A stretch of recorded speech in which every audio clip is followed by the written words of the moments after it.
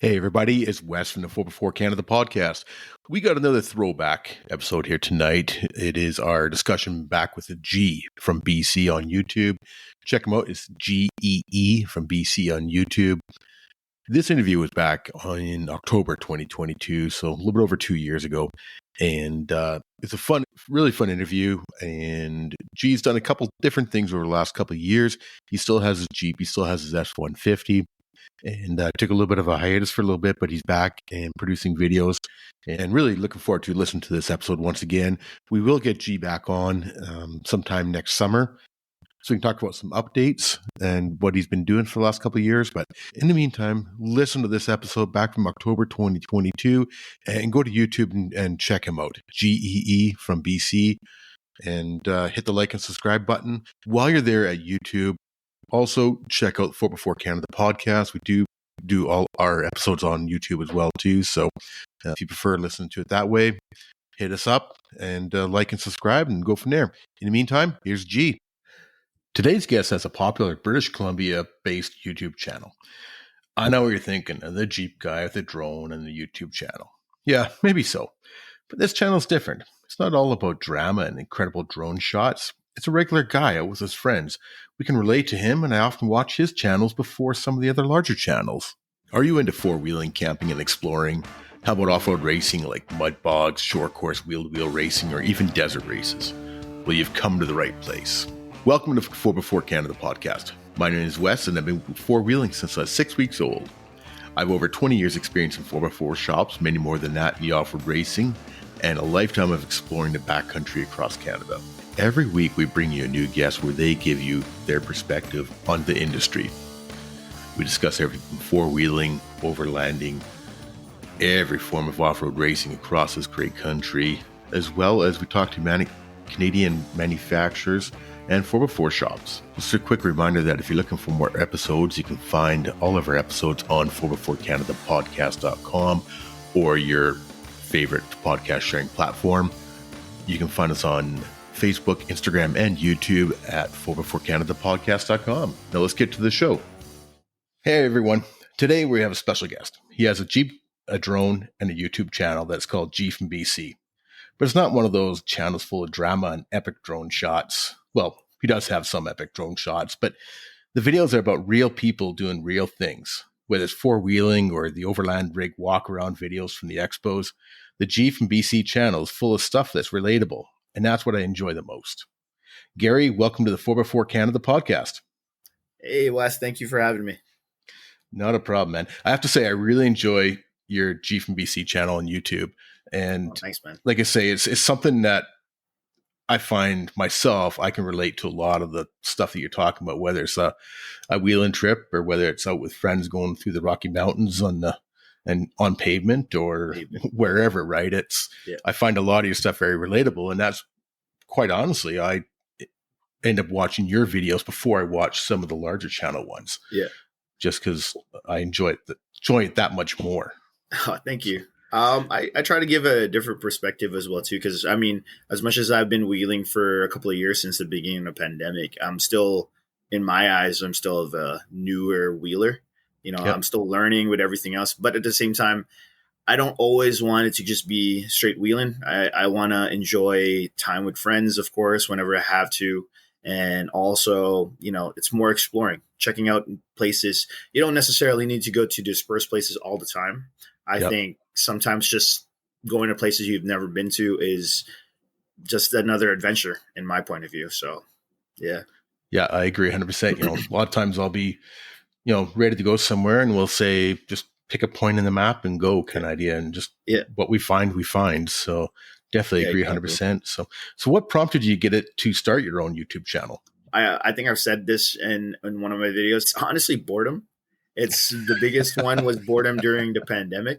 I wasn't doing much during the pandemic.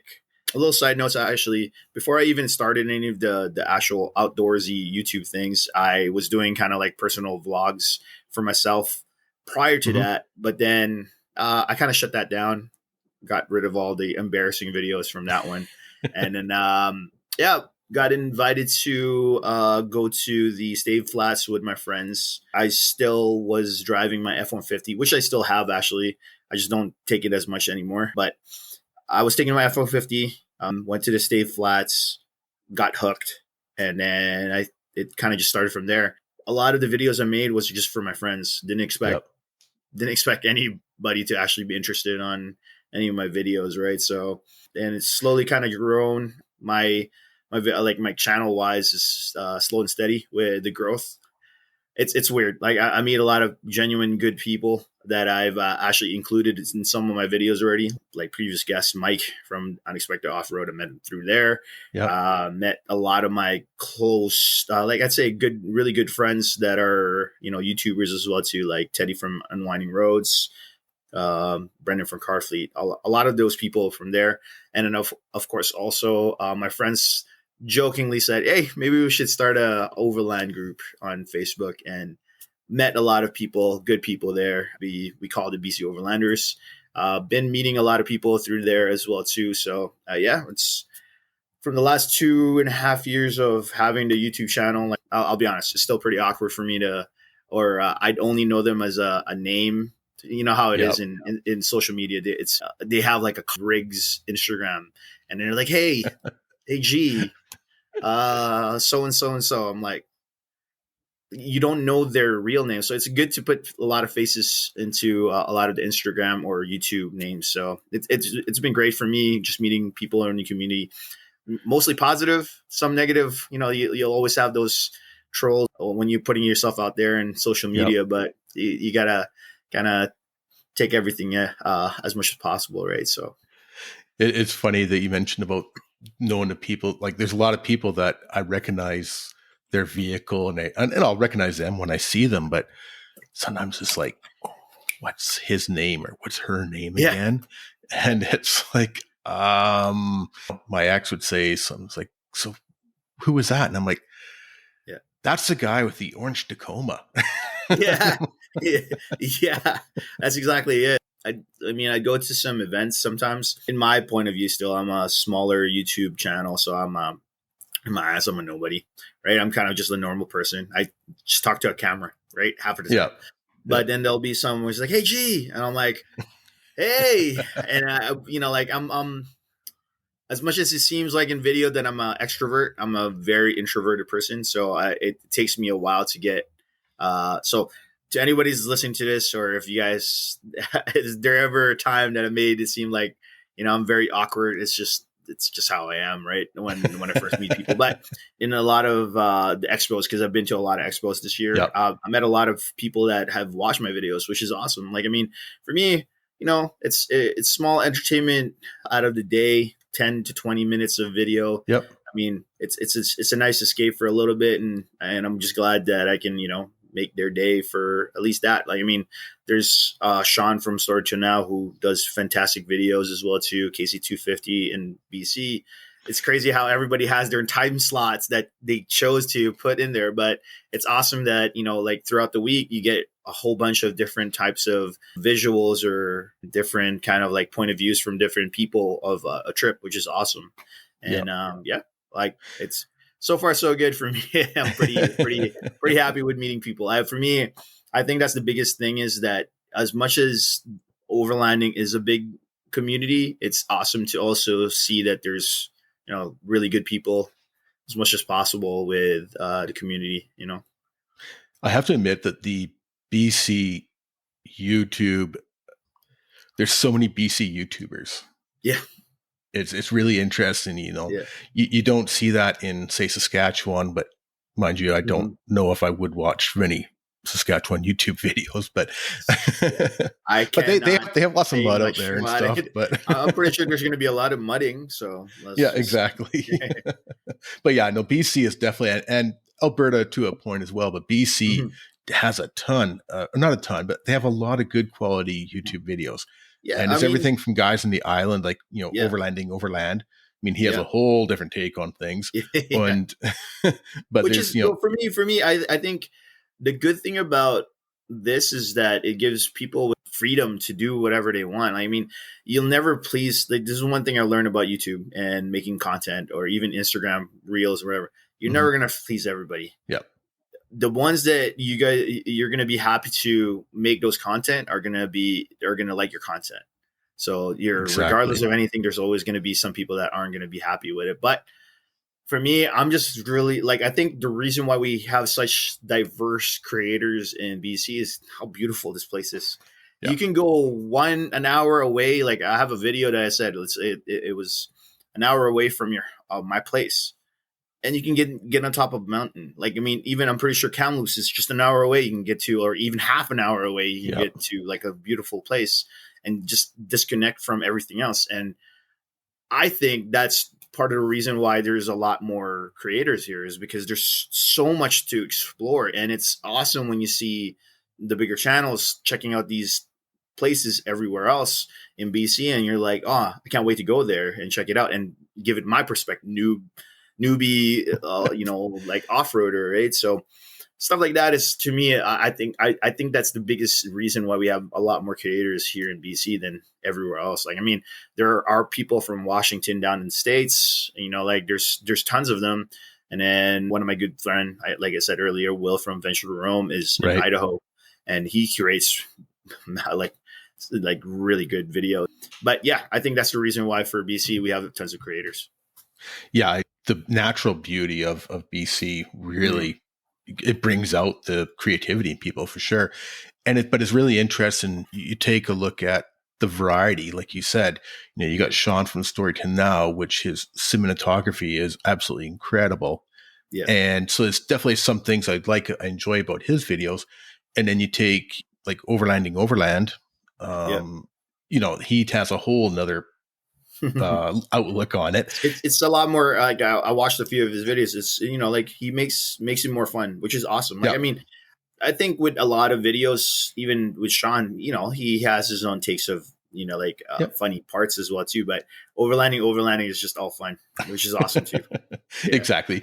Him and I talked. I mean, he was on here about a month ago there, and he's awesome. Like, if you can't laugh at yourself, like, what's the point, kind of idea. Well, but there's so many different things. You take a look at Mike from The Unexpected Off-Road, and he's got the Hummer, and he's got a bit different take. And Mike's a really good friend of mine, and he's like, we've been talking about different strategies with YouTube and stuff like that, and I just be relatable. And that's what I enjoy about his videos and your videos is it's, I could see myself out wheeling with you guys and, having a beer around the campfire after.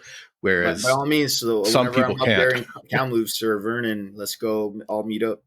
Oh, definitely. Yeah. We got some good spots up here. Get some good footage for sure. So let me just add on to that one. I think with perspective wise, with everything and being relatable, I think as long as people can see you as a genuine person on camera, I've slowly, like whenever I have bloopers or some mess ups on my videos that while I was catching, I always try to put it in towards the end now. Like I have to, because, then you're not getting the full gist of the video. Like, I mean, I'm telling a story here. This is the main plot. Right? I'll give you all the stories. But if you watch any movies, if it's funny, they have blooper reels towards the end, right? So, you kind of want to add those kind of comedic things there. And there's a lot of like side talks and jokes and stuff like that just makes it like, oh yeah, we talk a lot of crap like that too during camps and stuff like that, right? So yeah, like I think just being relatable. I'll put another YouTube channel there. Down a Mob is his videos. I'll be honest, Down a Mob's videos is very just creative, but at the same time he doesn't need to make it cinematic. He shoots it, like his phone. And then he's just a character in his own video, and people love it, right? That's why he's, like he has hundreds of thousands of subscribers, because people can relate, as you said, right? So, exactly. Have a look at like Van City Van Life. He's off. Chrome is awesome. Chrome and Cruise. I mean, he's 250,000 subscribers, right? But he's just posting every day, but he's just a regular guy doing regular shit. And exactly. Him is just being a part of his own journey, right? And people love that. Like they get to live through whatever eyes you're seeing. And then whenever I make my videos, I kind of just want to make it seem like I'm including my family and my friends a part of my journey. I mean, like I said, again, I'm going back to the thing. You can't please everybody, but as much as possible, I try to please my friends and family with the videos or places that I've been to, right? And yeah, that's kind of like how it is. I talk to a lot of YouTubers, and like there's gonna be trolls. They always like I think the first year was good for me. Second year was just like all of a sudden I have a whole bunch of trolls kind of like commenting, which is fine. And then I think this is the third year of myself where I'm just like, whatever. It is what it is. People are gonna say whatever they're gonna say, right? Exactly. No, yeah, Yeah. like you're totally right. You can't please everybody, and Yeah. I've been doing well. I'm 50 years old, and frankly, I just don't really. Well, I do care what people think, but most times I don't care what people think. I think we care It's about people's opinion if it's not to the point where it's just talking a lot of crap and yeah, not like if it's constructive criticism, I can take that. It's like, yeah, exactly. you should have done this. I'm like, yeah, thanks, I'll do that next time. But if you're just gonna shit on me because of whatever, like Yeah, that, I'll be like, well, go make a video just like my video. That's all I'm saying. exactly. I don't say that I'm a videographer. I'm never going to give you like the crazy stuff. But at the same time, I'm like, I'm doing my best. I'm still working a 9 to 5, like in a Yep. way, right? As a freelancer, I'm still working. I'm not doing this as a career yet, right? So Exactly. You're right. We definitely care about constructive criticism. And if anybody listen to this, yep, please send me some yep, constructive criticism about the podcast, because yep, I'm new. We're, 10, 11 episodes in. I'm learning all this stuff. yep, But I learned a long time ago that you can't please everybody. yep, And some people just want to bitch and whine. So, yeah, that's true. yeah. That is true. So you started off with your Ford F-150, and you mentioned that you Mhm. still have that. And then you Yes. moved into the Jeep JKU. Yep. Let's talk about your Jeep. Like I'm a car guy. I like cars regardless of any like brands. I'm not a brand loyalist. Yeah. Mind you, at one point I was a Ford guy. I like Fords, right? But when it comes to vehicles itself, I love vehicles. I appreciate every vehicle. I think has strengths and weaknesses, right? Mm-hmm. And for me, the reason why I got into the JKU is because I was gonna keep on running the F-150. It was getting harder, I guess. Ford things. It's starting to have problems with a lot of the transmission, and that you started having the ticks that you would Yeah. hear from the Ford. And I was pushing it hard. I made it seem like it was like an actual Jeep or a Tacoma or whatever, right? It was keeping me away from going adventuring, and I was very fresh with my YouTube channel. I want to keep on going because at that time, I think for close to a whole year, I did not miss a Thursday video. So I wanted to keep on going because I saw Sean doing it where he would post it every Monday, and I wanted to Yeah. keep it consistent. Like, I mean, it's not the same quality as his, but I wanted to keep back going. So looked around. I was gonna wait for the Bronco, but then they just kept on pushing that forever, Yeah. And the and it price kept was on going up and up and yes. up. And the budget wise, I was like, no, I can't afford that, right? So Yeah. looked around. Like there's the reliability of Toyotas. I could have went with Toyota as well too, but then I didn't want another truck Yeah. or just a normal SUV. I've always liked Jeeps as well too, just for off roading. Because every time you kind of see it, like Jeeps are like out the box. They have double lockers if you get the Rubicon, Yeah. solid axles, everything. All the bells and whistles. But their only kryptonite is sometimes their reliability when it comes to their engine. Yeah. But for me, I'm like, you know what? Like, I've always wanted a Jeep. My dad kind of pushed me as well too because he had a Jeep in the Philippines when he was younger. So I'm like, okay, I'll try to look for a Jeep. I try to find one that already has a bit of modification in it, but not too much on the side of lifts and everything. I didn't want to do that because once a Jeep is lifted, they messed up. They've been messing around with that one already, right? They've been going too crazy. So I found my Jeep at a dealership, had the bumper. It was a Rubicon.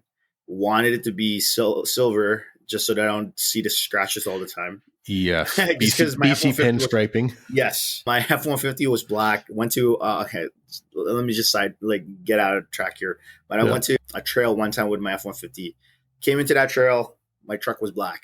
Came out of the trail, it was a zebra. So, so I learned from that one, right? So I wanted to get a silver vehicle. So, yeah, it had So I found that one, had a bumper, had CB radio already, it was a Rubicon. Everything was perfect. talked to the dealership, made it work, and that's kind of how it started. Got everything through there. I was actually going to keep it stock for like a bit because, yeah, I wanted to keep it stock for a bit just to test it out and kind of learn. There's something to that, though.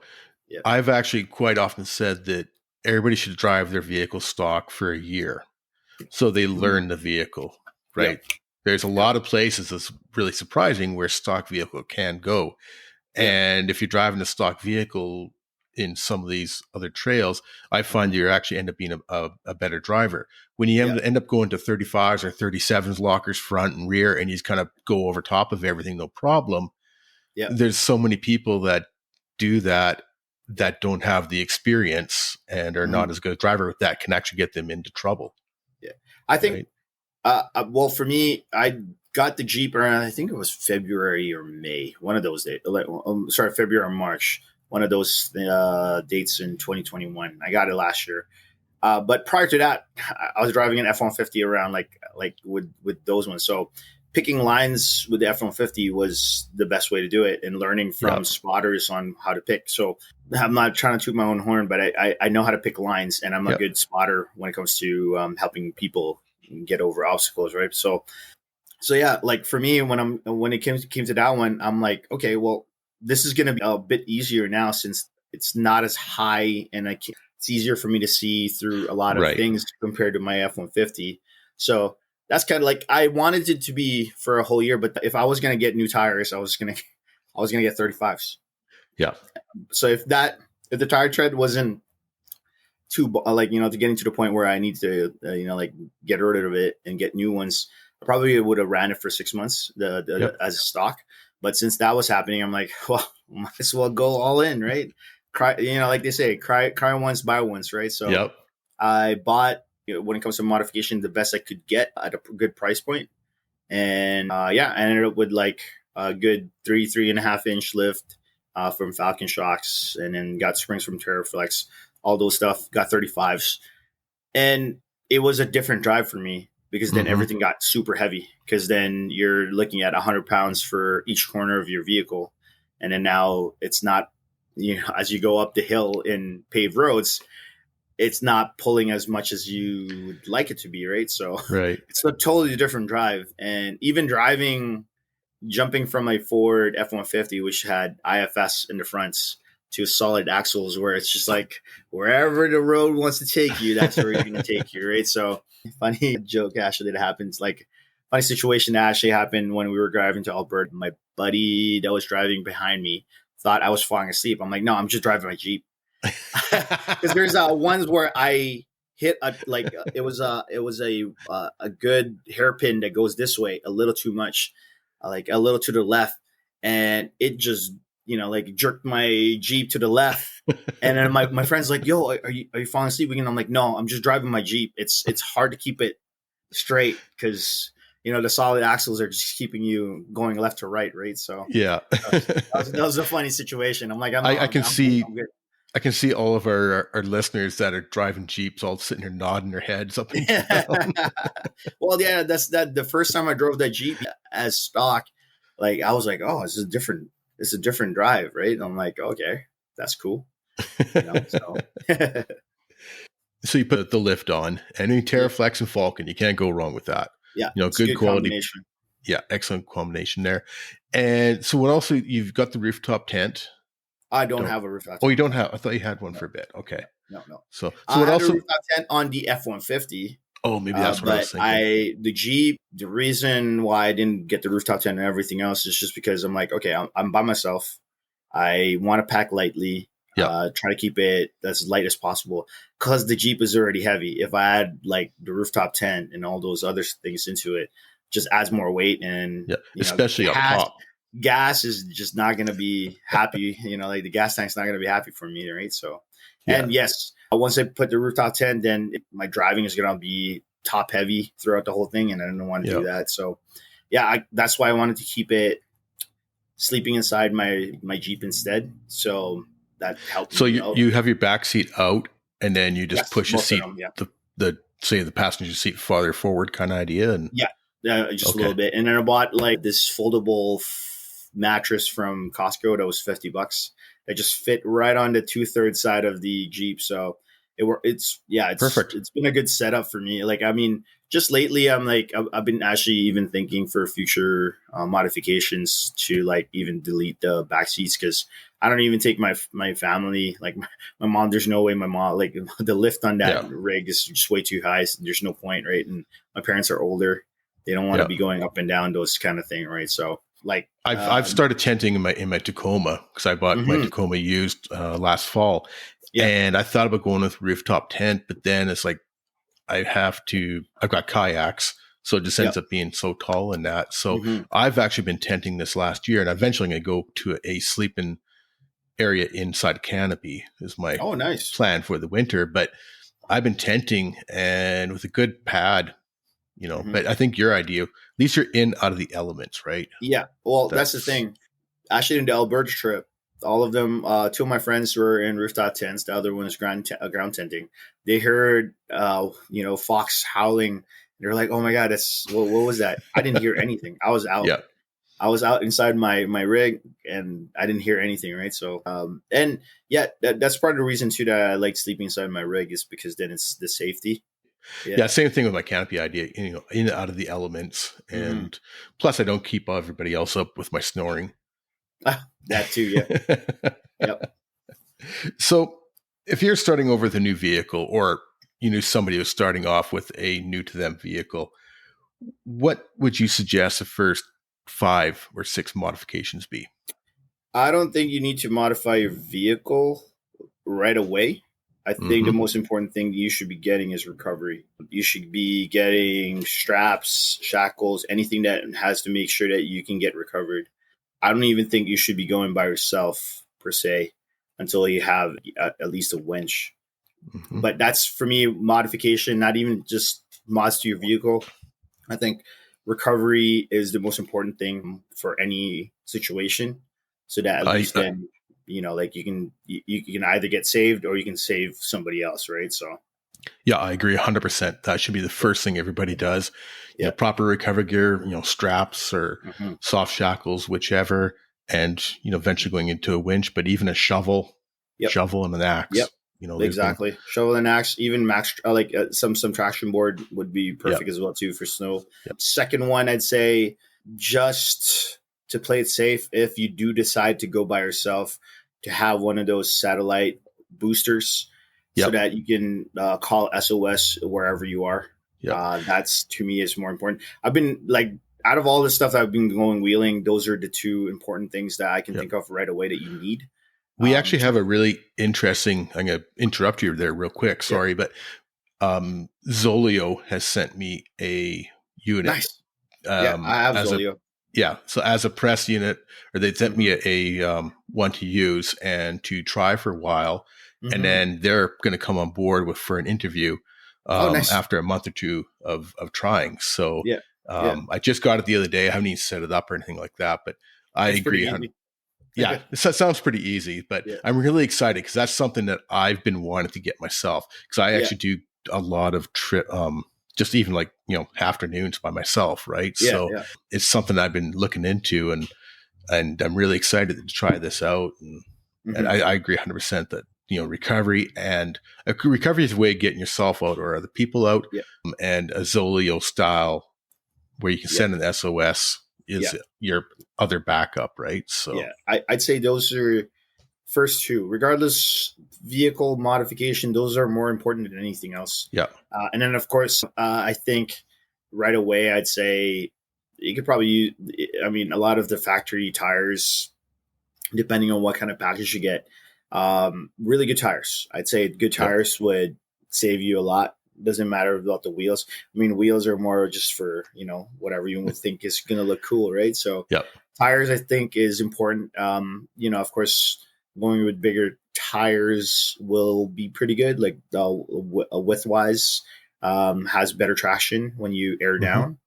yep, So speaking of that, air down tools, air up and air yes, down tools are important. Sorry, air down, air up, and also tire patch kit is yep, important. Those kind of go hand in hand in three ways in regards to it.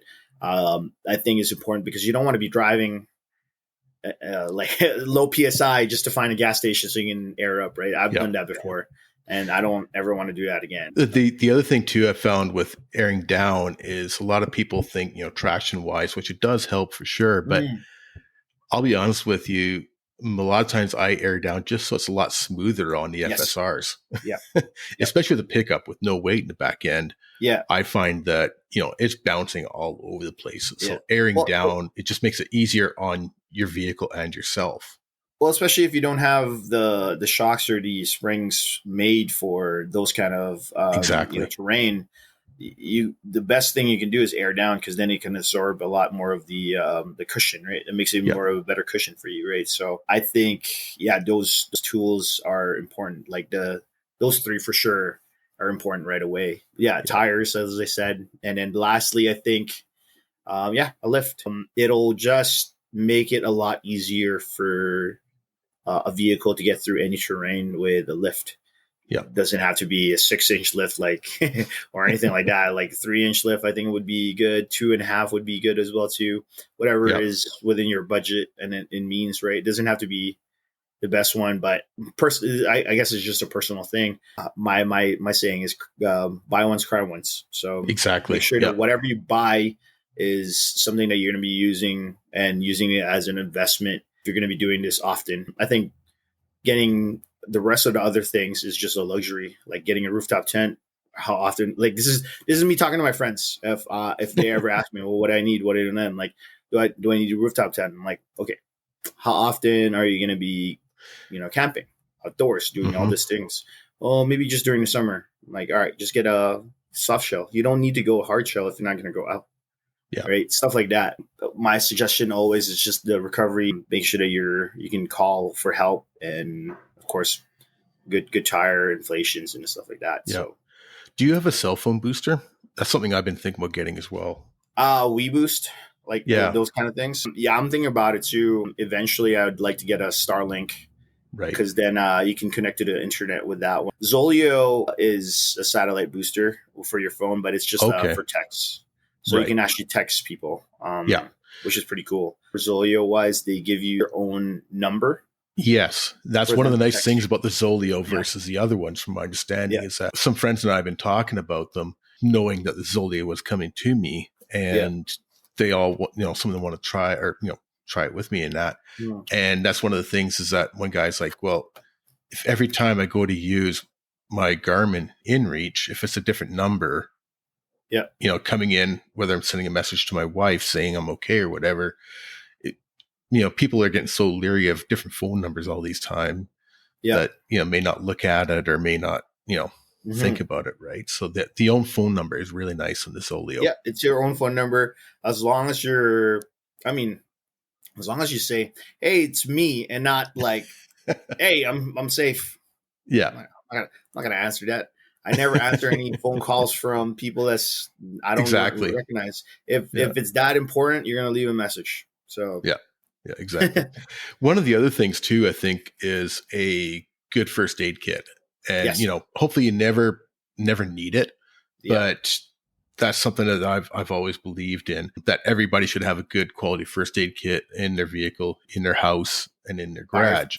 Fire extinguisher, everything like that. I think. Exactly. Yeah.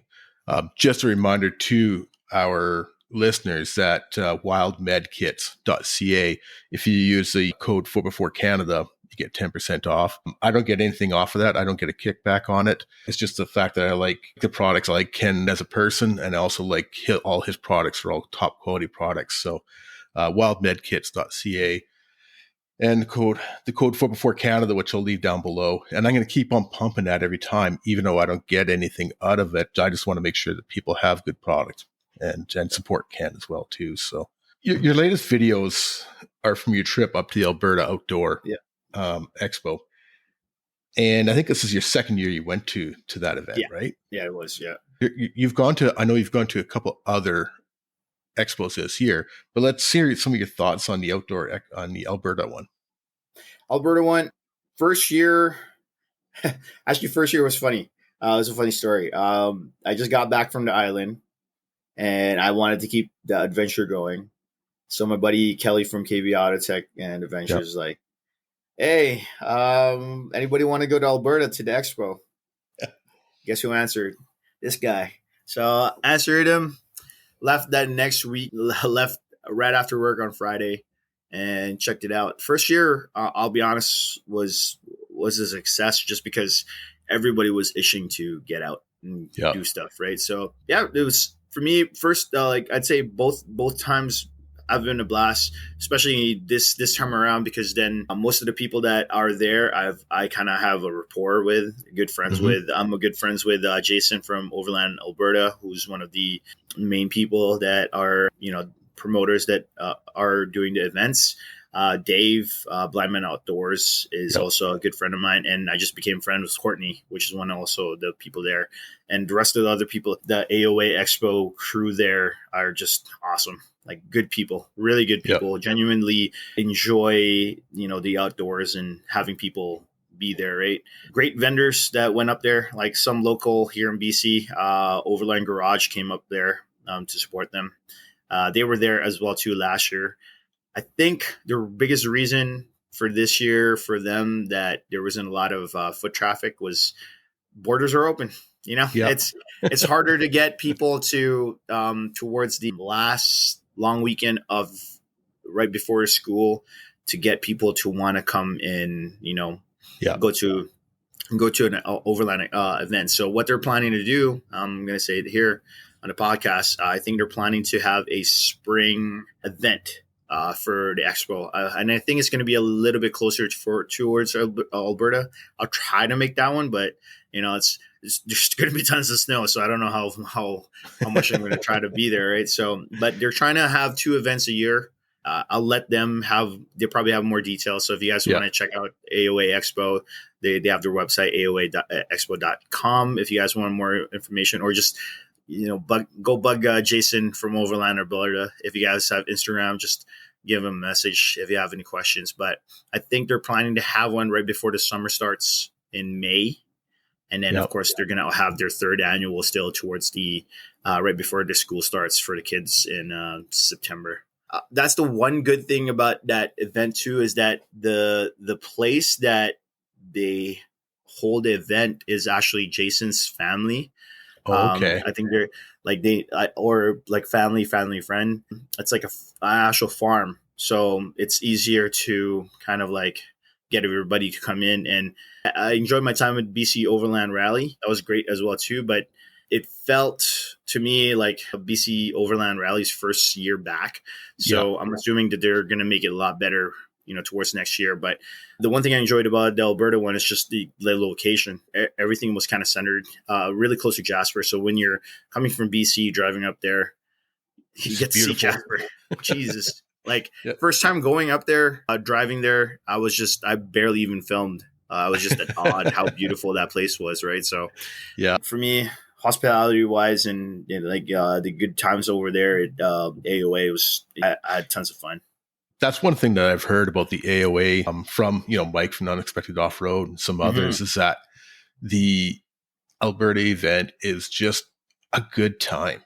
Yep. Like it's just people having a good time. They got good vendors and stuff like that, but it's just a good time. The BC one, I think the central location of Merritt, I think was a really good move. Yes, it was better than going to mind you, Whistler and probably Pemberton would have been nice, but having it in Merritt, I'll be honest, is perfect. It's so hot during that time. It's perfect. You get a lot of people from other areas, like a lot of people from Kamloops and Kelowna and Prince George came down to it, whereas they wouldn't go to in Whistler, right? Yeah. So only qualms is if they are going to have the one in Merritt again, I hope they cut those grass. Like it was kind of, I'll be honest, it was kind of not like that. That was the only part that I didn't enjoy. But and the wind, but that's a Merritt thing. Actually, it wasn't too bad. So you also went down to the one down in Oregon as well, too, right? Yes, and that is a whole nother level compared to these other ones. And so let's hear some of your thoughts on that. One word: overwhelmed. It was a big event. Like you are looking at hundreds of vendors, big name vendors as well too, like actual car brands like Yeah. Ford showcased their Bronco. Of course, they had their own section. Toyota showed their things. Honda, Honda had some, right? And then they actually even showcased the new Hummer EV there as well too, which is Yeah. pretty cool. American brand off-road products there, big brands as well too, like Factor 55, Yeah. CBIs was all there. Like pretty much all the big brands was there, right? Just All the big because ones and all the little ones. little ones exactly. Yeah. But yeah, like it. I'll be honest. I think it's because Overland Expo has been doing it for years. That Exactly. their organization is like pristine, like it's perfect. They knew where to put people, where to put the vendors, and everything else. It's well-oiled machine, if you want to put it that way. And yeah, like even though the place that you're camping is perfect, I mean, if you want to leave and go to the city quickly, you can get out of the expo, go get some dinner over there. But then they also had food trucks, and those food trucks are there, like pretty much throughout the day. But yeah, it was a good 2 or 3 day event. I probably would have, if like looking at it this way now, like I probably should have. You could probably just go there for a day and you should be fine. Yeah. But I think they've been doing it for so long. They've been doing them for 10, 15 years. Yeah. And like you say, it's a well-oiled machine, and it's also their job. They're not relying on volunteers like Jason and Blind Man and that, like you are in Alberta. And I think that they've just been doing it for so long. They've got the connections, and they've got it nailed down. So one of the things I really enjoy about your videos is your overland rig walkarounds that you do at the expos, because and it's not the real, again, it's more relatable because it is people like you and myself that you're checking out their rigs. It's not these $150,000 rigs that you might see at the bigger shows. And take, for example, that Tacoma that you did in your last video. Beautiful job. I mean, he's got a lot of money into it. Now it's kind of drooling, but different ideas like that. Mike from Unexpected Off-Road, you've had his. That's something I've really enjoyed, and I hope that you keep on doing that, because I don't plan to stop doing those ones. For me, it's just planning the time to do all these rig walkarounds and getting out of my shell and not stop being an introvert, right? Because I mean, I've been to all these expos. I could actually talk to a lot more people at those other expos to be like to showcase their vehicles. But I also like doing vendor reviews as well too of unique, like products.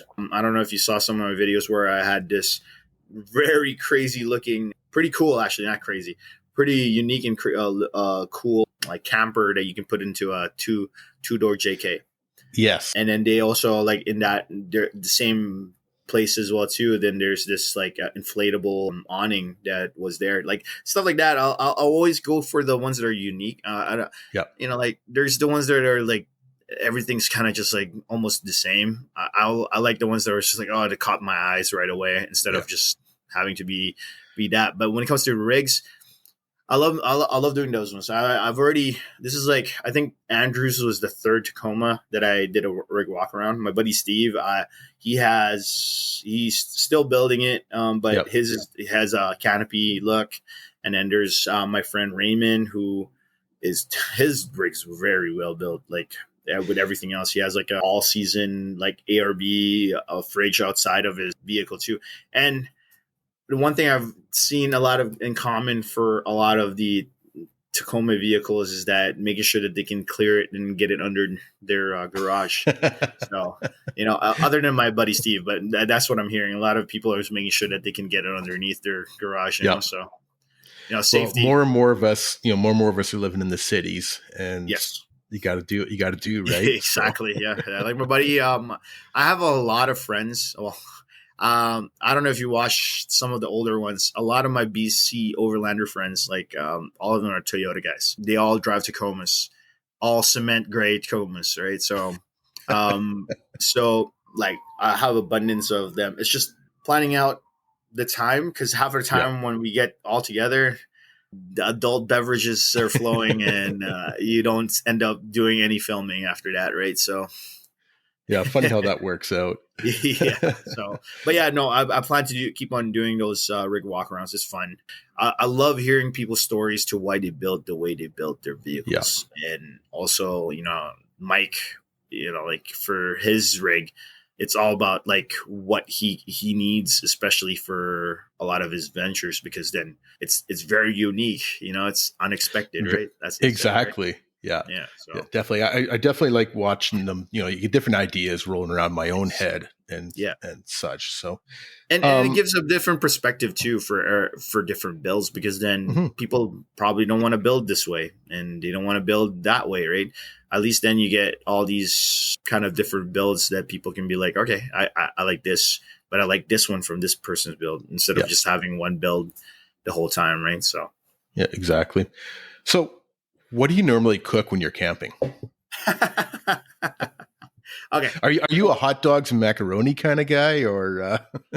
I'm just a straight Smokies kind of guy. I'm very simple. Actually, I've been pretty good. Like I've gotten a lot better. I started cooking a little bit more, but I think I'm gonna be a lot more into cooking proper foods when I do end up getting a fridge, because then I Yeah. I don't have like I'm rocking a cooler, right? So just ice is slushing around. But once I do get a fridge, I think I'm going to be cooking a lot better. It's Yeah. more the reason why I only eat Smokies is it's just out there. I can just be by a fire, cook that up, and we're good to go, Yeah. right? And then for breakfast, I don't eat breakfast. My breakfast is coffee. So I usually just have lunch and then we're good to go. And a good go. I find it for me, it really depends on my mood, Yep. especially when I'm packing up, and Yep. also who I'm with. If Yep. I'm just by myself or another person, yeah, I might do Mhm. something quick and easy, right? But Yep. with other people, then I tend to eat better I, because since I'm solo, I don't have to cook half the time when my friends are around. They cook way too much food anyways. They always just don't even bring food, because like the one when we went to Alberta, I didn't have to cook anything. They had so much food that they were just gonna throw them anyways, right? So I just kind of ate whatever well, they I'm gonna gave. start hanging out with you guys more. Yep. Well, a lot of people are well fed during any of their big trips like that, right? So Yeah, yeah. and way too much liquor floating around. So speaking of which, if we're sitting around a campfire having a drink, what do Yeah. you got in your hand? I'm a whiskey guy. I Yeah, love my whiskey. I love my whiskey scotch. That's a go-to, but that needs to be iced the whole time. yeah, definitely. Especially after just driving the whole time. But if not that, I'm a stout guy. I like my Oh I yeah, like my stout beer. yeah, yeah. But Yeah, I yeah. usually go for a beer, usually just especially because it's so easy to pack in the Yeah. fridge, right? Yeah. So, For me, I can pack like a small whiskey bottle, or sometimes like half of the guys that I hang out with are younger than me, so they don't like whiskey. But for me, when I hang out with my buddy Will from down in Idaho, he's a whiskey drinker as yes, well he is. too with Chris. Yeah, So we're just drinking whiskey most of the nights, right? So, but yeah, whiskey and stout. That's my nice, go-to. Yeah. nice. Well, I'll know what to bring next time. So, let's give a shout out to 3 Canadian 4x4 shops or manufacturers that you like, Manufacturers. or 4x4 shops, either way. Shops and manufacturers. For me, I have to say, just because I am kind of working with them, and I just started working with them as Yep. well too, and I like their products. Hence, that's why I'm working with them. Vivid Lumens out of Kelowna, really good products. I actually just installed a few of their lights that I'm going to be testing out. They're perfect, as everything's kind of getting darker now in the fall. Yep. To test it out. Always wanted to have really good lights for those times. Eventually, you're going to start building, adding chase lights and all those other things. But for now, upgraded my ditch lights to be amber. Bumpers. One thing on the lights, Yeah. that I really noticed this summer's went with some people, and they had rear amber facing fog lights. Yes. And that just cuts through the dust. Like when I was racing, that was mandatory, and to have the rear amber facing fog lights. Yeah. And I didn't really think much about it other than when we're doing our desert racing. But with some of the dust we had this summer following some Yeah. people, and it's just like, okay, Mhm. that's gonna be one of my next things because Yes. it just makes life I so much I better. I went with like I'd like to get a chase light, but to actually even counteract that when you're with your friends, since you have walkie talkies anyways, Yeah, just have your hazard lights on. That's what we do. that's an idea too. Yep. Yeah. Yep. Especially just and then always making sure that you're going just at least 2 or 3 car lengths away from the person so that you can see a lot of the things. That's why for me, whenever I go with a lot of the people and there's like 10 rigs deep we're in, I say, yeah, you young kids, go ahead. I'll be Yep. here in the back. I'll take my time. Since I'm filming as well too, might as well just take my time, right? So Yeah. I just get them to go fast as much as they want to go fast, and I'm just in the back and I don't have to worry about nothing, right? And just drive as slow as they can, right? So Yeah. Exactly. yeah, I'd love to have like their rears for those ones. That'd be awesome. Yeah, you did rear chase lights are like a must, and eventually, right? Yep. But yeah, Vivid Lumens. Mhm. Give a shout out for Vivid Lumens, West Coast off roaders. Yep. Up in North Van, just because they did a lot of my modifications for my vehicles. I've actually been talking to them about coming onto the podcast, and Nice. he's Yeah. definitely Fab, interested. if They have an you're interesting Fab, history. Yeah. yeah, Fab. Talk to Fab. He's awesome. Yeah. Awesome guy. Yeah. Yeah. So yeah, we've been going back and forth in email a bit. It's just a matter of us, catching up kind of idea. But I think he's definitely got an interesting history behind him as well too. Yeah. So I think that'll be quite an interesting podcast for sure. Conversation So for sure. yeah. So sorry, Vivid Lumens, West Coast Off-Roaders. Third one, just because I kind of like they kind of gave me some love as well too. But man, it's so hard because I like all the ones locals, but I would say North Shore Off Road in Surrey, just because they gave me some love when I did their comparison video of my air compressor, old air compressor from that I got one, and then I did a new one. They just showed me some love, shared their videos. I'm like, go ahead, share away, right? Like, I mean, to me, right? But like for me, I'm really good friends with people from OG, Overland Garage. They're great people. Overland Outfitters are great people as well too, especially if you guys are wanting to build Tacomas. Overland Overland Outfitters are great. I don't talk too much with Epic Adventures, but those guys are a good group of guys that knows their Jeeps, inside and out, right? So those three that I just mentioned is just because they're the ones that I kind of like. I've kind of have a little bit of rapport with, right? So definitely, and that's good. And that, as you know, are talking off air, that was one of the reasons for starting this podcast was to bring some exposure to some of these Canadian manufacturers and 4x4 shops, because there's a lot of good manufacturers, a lot of good 4x4 shops around. So instead of the Amazons and the bigger chain stores, right? And let's try and support Alibabas. Exactly, right. Let's try and support our Canadian guys that are supporting us in the industry as well too, right? Definitely. We had a really good podcast with Tim from TMR Customs, and not only everything they do is all made in Canada, but they're out there, they're supporting a off-road racing series in Ontario, and a lot of these smaller 4x4 shops, they're the ones that are also sponsoring your kids' hockey team and sponsoring events like that Four-Wheel Drive Association of BC put on, and that. So way I look at it is, let's support the people that support us. And I think also going back to AOA Expo and with how our off-road community here is really good, is that Four-Wheel Drive Association of BC is an awesome organization. They, I think Trails of Tomorrow is the one that they're having over in Alberta. And I think they're trying to replicate or try to be the same level as Four-Wheel Drive Association, just because then, I guess there's some places there in the trails in Alberta that they're getting shut down or getting privatized, and they'd love to keep those open for people that are, doing off-roads and, doing overlanding, right? So for me, it's pretty awesome too. Like, I met great people from a Four-Wheel Drive Association. So the Four-Wheel Drive Association has really grown in the last 10, 15 years. I think that's got a lot to do with social media. Say the Trails of Tomorrow in Alberta, and then in Ontario they have the Northern Lights.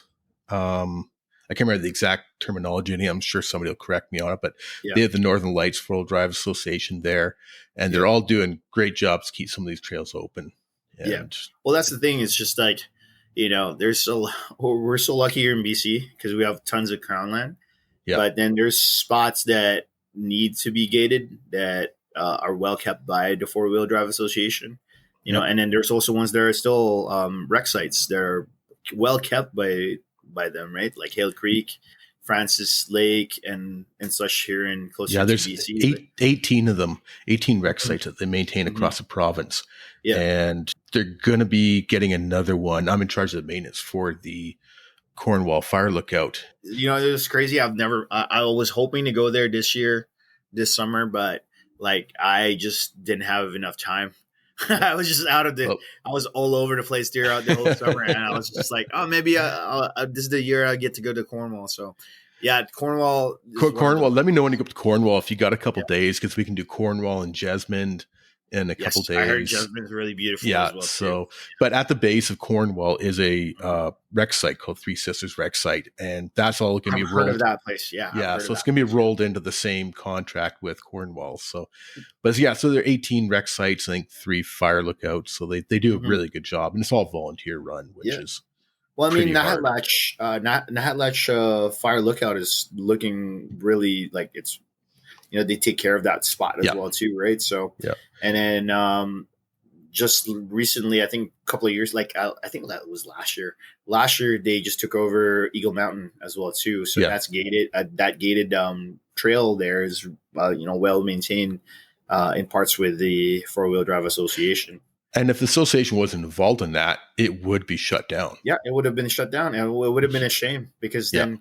It's such a, if you just want to go and test out your rig quickly and you're just like, I don't have enough time to go to Harrison or whatever, anywhere else. It's a perfect spot to, check out. Actually, speaking of which, I'll just put a plug on the video I'm having this week, but it is awesome to see over down in the States that they actually have an off-road vehicle park. Specific park for them to just, have an off-road. I mean, there is some BLM lands that they can go to, but the fact that they have their own parks there is kind of I wish we had that kind of thing, because then you go to a Sylvester side of Stave Lake, that place is just trashed. And I'm I wish that place can just, for me, just pick up your shit and take it out of there, right? Stop dumping it over the thing. You're gonna make it hard for people to keep this place open. Look at Gill. Yes. Right. A perfect example where people abused it for so many years and finally they shut it down. Yeah. It's just sad. Hearing about Jones Lake, how much trash was in that lake that they got picked up, stuff like that to me is just very sad. I'm not perfect, but I will pick up people's trash. I've done that a few times, or at least put out your fire, man. At least do that. There's that one trip I went with my friend Raymond, and we were not even far from the FSR, and there's people by the side of the FSR that just had a fire that they didn't turn off. We already have enough fires across the province as it is. Exactly. Right? We had such a bad one last year. Thank God this year was okay, but last year was so bad. It basically shut down we were shut down from anything for a month. And then I'm then people can't go to Whipsaw. I was planning to go there around let's say September, but that place got shut down pretty quick because then there was too much fire around that area, right? So, and I mean, last year is so hot. There's the other aspect of it. I mean, I didn't even want to go out 4-wheeling because up here in the interior because it was so dry, right? Well, you guys are getting hit a lot harder than us. Us here, we complain about 40 degrees, man. Well, your 40 degrees is a little different. So, So, last question for the night. What Canadian would you like to hear on the 4x4 Canada podcast? Maybe can I have 3 that are sure. I'd say one of my closer. You already have Mike, so I can't say Mike. So, close. Like I'd say for me, good perspectives on three wheelers that I've met through the internet and everything else. And you can have good friends through the internet, I Oh guess. yeah, But yeah, I'd say for me, first one, give a shout out to be a part. Even I'd like to be on this podcast with you, Teddy from Unwinding Roads. He has a yep, different take on a lot of the trips that he goes with Sean. My yep, really one of my good buddy Brendan from Carfleet. If you yep, want to see built, if you're talking about relatability, he builds a lot of his rigs and stuff like that through his garage. So yep. if you want to go check him out, that's the one that I would say. And then the third one is my really good friend Kelly from KB Autotech and Adventure. He has a different perspective as well too, because then you guys would get along. He's a Toyota guy, right? He Yeah. has his pretty well built Tacoma, and he has a really nice 4Runner as well too that's built. So those are three people that I'd love to be a part of this podcast, and I think you guys would have like great conversation as well too. Yeah, definitely. All three of them are really good choices. I Yeah. know Carfleet, he's building a Bronco right now, and he's Oh. always got a couple projects in the go with the Dodge and his car and those are the stuff only like ones. that. I don't know if you saw one of his videos. He's gonna mod out a damn Civic again. So it's gonna be awesome. Yeah. And then, KB Autotech, I didn't realize he had that Tacoma for a while. Every video I He's had saw it was for a while, yeah. was a 4Runner, right? And then all of a sudden this Tacoma popped up and I'm like, Yeah. where'd that come from? Yeah. He's had that for a while. Actually, he wasn't modifying as much because he was having way too much fun with the runner. Yeah. So yeah. And then of course Teddy, Teddy's an awesome guy. Probably one of the genuine people I've met. These three people that I've met, like, straight up. Yeah. I mean, you can probably have like Sean and Casey and the rest of the gang, but I'm pretty sure Teddy's going to be giving them the shout out, sir. So I kind of just wanted to save it with the three people I'm pretty close to. Well, I think Teddy can be a pretty good character too. So yeah, definitely. Well, if not only Canadians, if you want to add one more person, just for me, just because he's a really good friend of mine, my buddy Will from Venture to Rome down in Idaho. He has this guy, honestly, took the stage when we had that YouTube little live stream on Sean's channel. He took the stage and he killed it over there. And I actually just met him in person during the summer. Been really good friends with him ever since. So if it's not just Canadian and we want to add some American in it, I'd say Will from Venture to Rome. Yeah, he's definitely got a really good YouTube channel for sure. Yeah. As I mentioned, in one of our emails, we're going back and forth. I do want to get sort of a roundtable going one day with 3 or 4 of you guys together and just asking. It's going to be a racket if you're going to have me, Teddy, and Brennan, and Kelly, and Kelly, and and Mike, because like these people I've had a very good rapport with already, and I talk a lot of shit, so it would be fun. I think everybody would have a lot of fun. I'd have to throw a time limit on it for sure. For sure. We've had like I think it was on Brennan's channel. We had like all 4 of us in the thing, and we just talked a lot of crap. So but that's fun times, man. That's definitely fun times. Once again, we're talking to Gary from G from BC. Check his YouTube videos out. His YouTube channel there, obviously G from BC. He's also on all your social medias like Facebook and the gram, G from BC as well. So you're on the gram, aren't you? Yes, I am. Yeah. I don't share just reels. I share pictures too. And not just pictures of him either. No, it's all my rigs. I think my rigs are a lot nicer looking than my face. I was going to say I agree with you, but that came out the wrong way. I agree with you in that aspect. You totally agree with me, Wes. You totally agree with me. I've got a face for radio. That's why I only do YouTube and I talk to our camera. Exactly. Awesome. Well, I really appreciate you coming on, Gary. Had a blast with this, and we'll definitely have to get together again soon and do a little roundtable. And definitely feel if you come up with the interior, come by Kamloops, and we'll get you out wheeling. Awesome. Sounds good. Sounds good, buddy. I appreciate it.